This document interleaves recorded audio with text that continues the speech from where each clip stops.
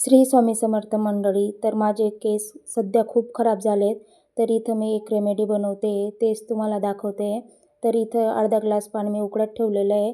त्याच्यानंतर मेथी दाणे आणि तांदूळ इथं मी भिजत घातलेले होते, ते याच्यात टाकून देते. परत कोरफड चे बारीक काप केलेले ते पण मी याच्यात टाकून देणार आहे.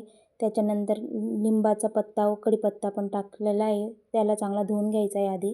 त्याच्यानंतर जास्वंदाचे फुलं असतील तर ते पण टाकून घ्यायचे. तर इथं याला चांगलं 5 मिनटं उकळू द्यायचे आहेत. बघू शकता इथं मी 5 मिनटं उकळू दिलेलं आहे याचं आणि याचा कलर पण चेंज झालेला आहे. तर याच्याने खूप फरक पडतो. तुम्ही पण एकदा नक्की ट्राय करून बघा. आठवड्यातून 2 वेळेस केलं तरी चालेल.